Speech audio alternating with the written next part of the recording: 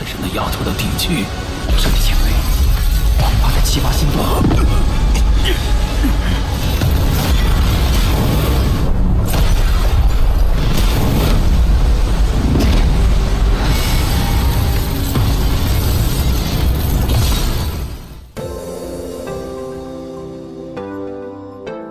Halo guys, kabar kalian gimana hari ini? Semoga dalam kondisi baik-baik saja ya.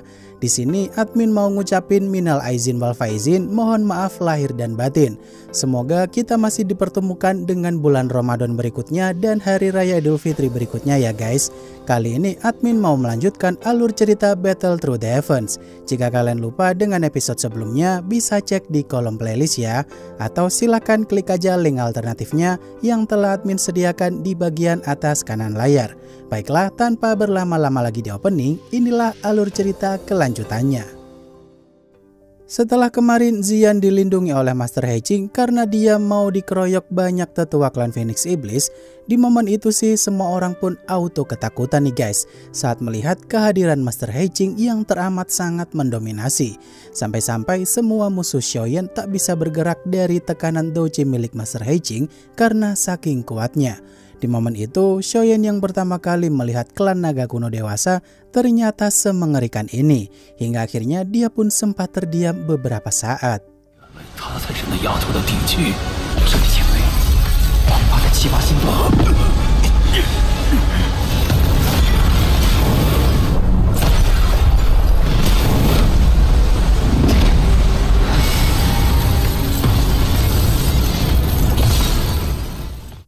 Master Hei-Ching yang dibuat nggak habis pikir dengan ucapan seniornya Feng Qing'er yang saat itu sih berkata kalau senior yang lebih kuat kenapa dia menindas mereka yang lemah. Di momen itu Master Hei-Ching pun ngasih sedikit pelajaran nih kepada seniornya Feng Qing'er itu supaya mulutnya dijaga dulu kalau mau bicara. Karena Master Hei-Ching sebenarnya tak mau menunjukkan diri di hadapan mereka semua, tapi karena mereka mau ngeroyok Xian yang notabene-nya masih di ranah Dozong, maka dari itu Master Hei-Ching pun membalas kemunafikan mereka semua.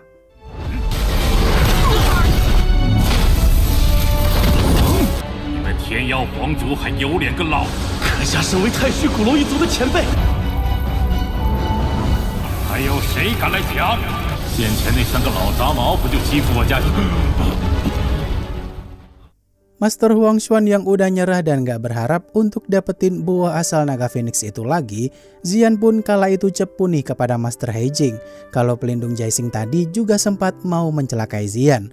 Nah, saat pelindung Jaixing belum kelar ngomong kalau dirinya adalah salah satu petinggi di Aula Jiwa, dia udah ditampol duluan sama Master Hei-Ching sampai bonyok hanya pakai kekuatan Douji doang dari jarak jauh. Bahkan semua klan Phoenix Iblis di tempat itu juga disuruh pergi kalau mereka tak mau makin dibuat bonyok sama Master Hei-Ching.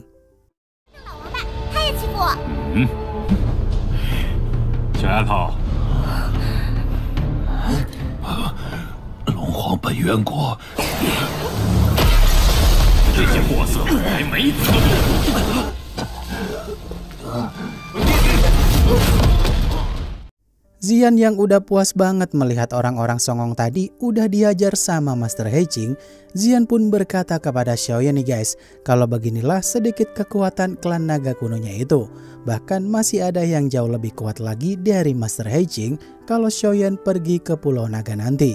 Di momen ini Master Hei-Ching pun ngajak rombongan Xiaoyan untuk pergi dari sana dengan retakan ruang miliknya. Dimana sebelum pergi Master Hei-Ching mengancam klan Phoenix Iblis sekali lagi kalau mereka gangguin Xiaoyan maka akan berurusan dengan Master Hei-Ching.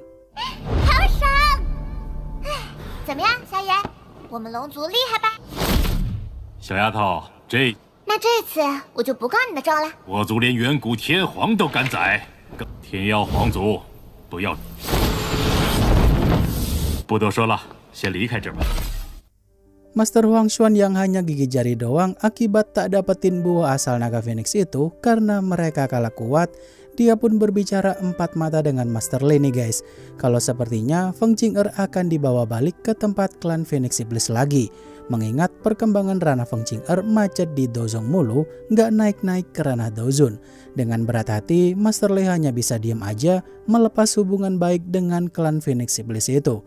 Sedangkan pelindung Caixing, dia pun langsung pulang dengan rasa malu yang amat sangat membuatnya marah. 现在想想，若他能早，青儿我就带过去，不敢劳烦雷阁主了。日后若有需要，您尽管开口。风雷阁作为青儿的师门，会小贤，等着办。我们就这么空手而归，只怕族中派了斗尊强者过来。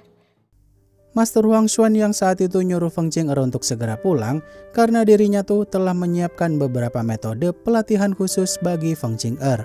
Tentu aja Feng Qing'er pun nurut-nurut aja nih sama ucapan Master Huang Xuan itu. Dalam perjalanan itu, Feng Qing'er pun diminta oleh Master Huang Xuan pergi ke tempat klan Piton 9 Nether untuk adu domba Xiaoyan dengan yang lainnya. Karena Qinglin yang merupakan musuh klan tersebut, cepat atau lambat pasti akan mencari keberadaan Xiaoyan pula. 走，回去吧。皇长老，抓走九幽地冥蟒族斗尊的神秘。青儿，你去当九幽地冥。 Di sisi lain, Tetua Hu yang dikejutkan dengan retakan ruang yang begitu besar, tiba-tiba aja muncul di tempat camp pavilion bintang jatuh. Seketika dia pun langsung full senyum nih guys, karena rombongan Xiaoyan akhirnya keluar juga dari reruntuhan kuno sana. Di mana Xiaoyan kala itu memperkenalkan diri dengan benar di hadapan Master Heiqing kalau dia sangat bersyukur jika Xian bertemu dengan rekannya. Justru kata Master Heiqing sih dirinya lah yang merasa berutang budi kepada Xiaoyan karena telah melindungi Xian sampai ke dataran tengah sana. 前辈客气，我将紫妍视为妹妹，对我们来说可是大恩情。没事，这丫头在我族时，少阁主，是少阁主，少阁主他。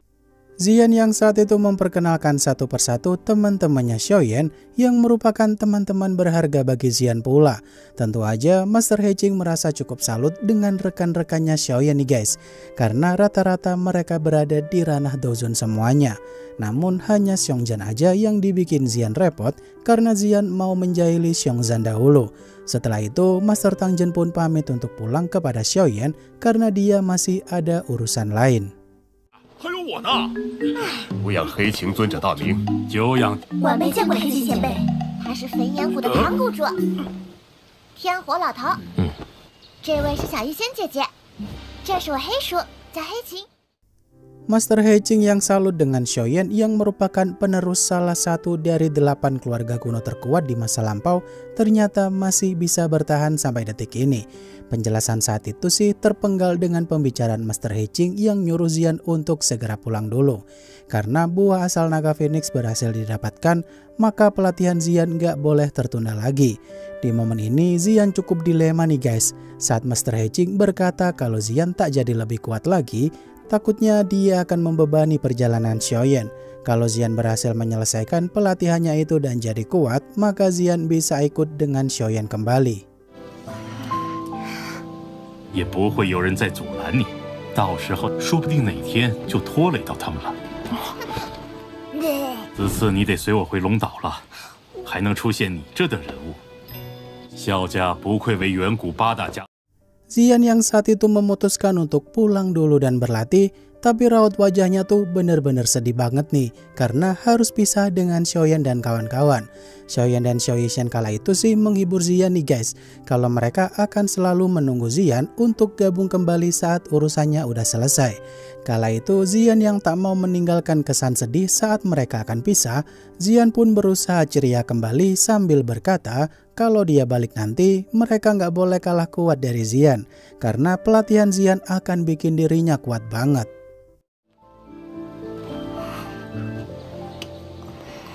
等你完成传承回来，我再给你练。这些丹药你先拿去。好吧，你赢了，我跟你。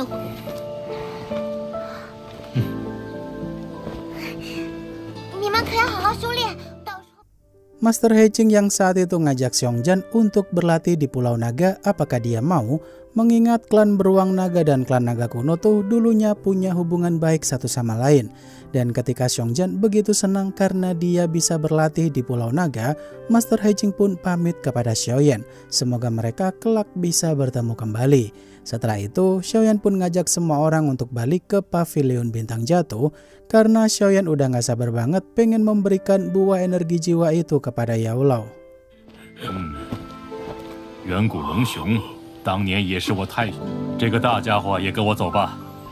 回元国已经到手，少了这个小丫头。既然如此，你保重。多谢黑青前辈提醒。不过，萧炎要小心魂殿。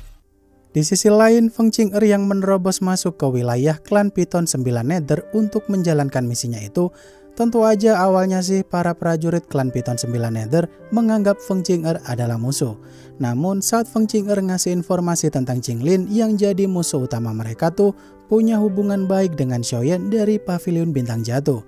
Seketika mereka pun mulai tahu apa yang harus mereka cari, di mana klan Piton 9 Nether akan mencari keberadaan Xiaoyan untuk membuktikan apakah benar ucapan Feng Qing'er.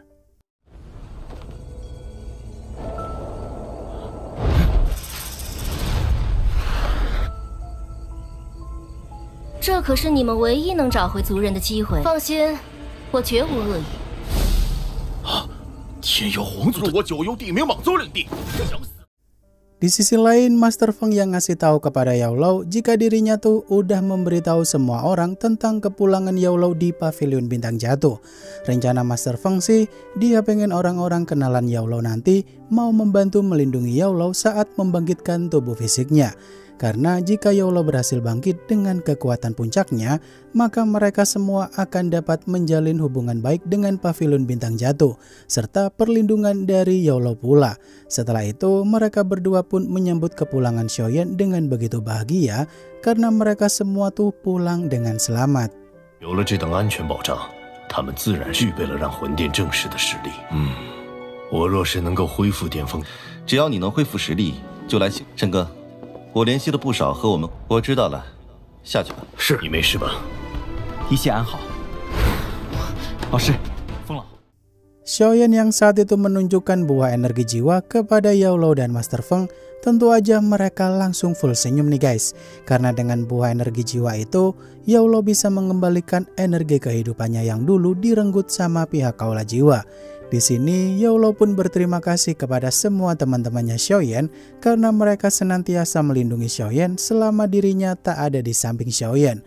Sampai pada akhirnya, saat Yao Lao berkata kalau ayah Xiaoyan pasti bangga dengan Xiaoyan yang sekarang, seketika Xiaoyan pun jadi sad boy karena sampai detik ini dia tak tahu keberadaan sang ayah. 有了这枚精品浑元果，再加，的确是浑元果啊！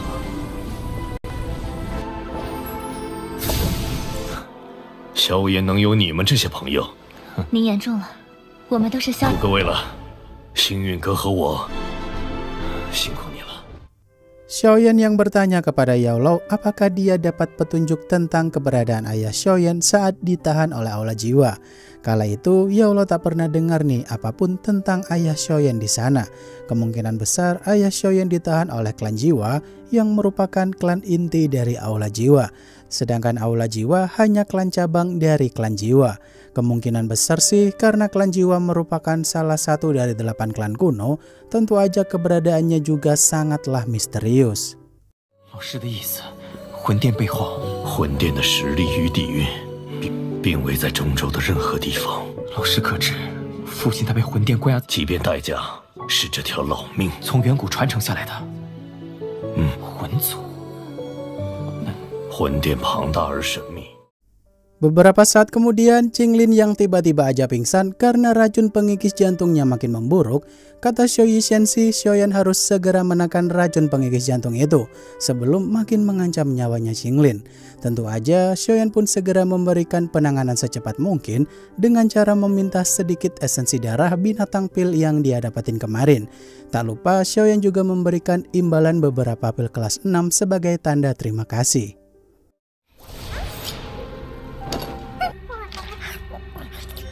多谢你贡献的精血，放心，我会补偿你。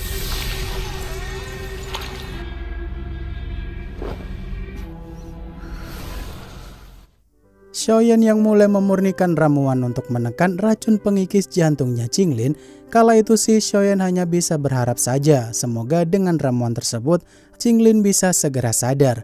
Dan ketika proses pengobatan dimulai, tubuh Qinglin menunjukkan reaksi yang sangat bagus dan beberapa bercak racun pengikis jantung pun mulai perlahan-lahan berhasil ditekan. Tapi masih perlu beberapa hari lagi supaya racun itu benar-benar berhasil ditekan.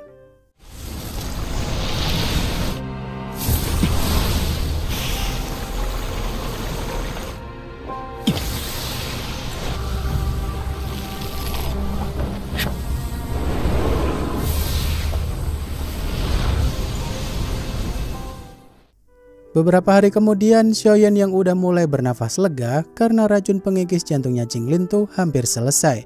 Setelah itu, tentu aja Xiaoyan akan segera menghentikan proses pengobatan tersebut jika tubuh Qinglin menunjukkan reaksi sembuh. Namun sayangnya, douci milik Qinglin ini tiba-tiba jadi aneh nih guys, dan memancarkan douci yang amat sangat mencekam di luar kendali pikirannya Qinglin. Yang mana Xiaoyan harus waspada dengan kekuatan mengerikan itu karena Qinglin mengeluarkan perwujudan ular hijau berkepala 9.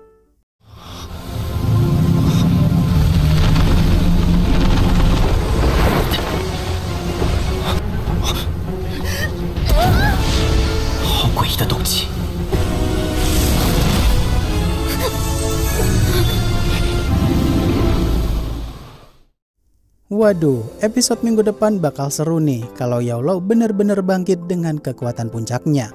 Jangan lupa hati-hati ya guys kalau sedang mudik lebaran. Semoga hari lebaran kali ini dapat membawa kebahagiaan untuk kita semua. Akhir kata, terima kasih untuk kalian yang udah nonton sampai akhir dan sampai jumpa di video selanjutnya. Bye-bye.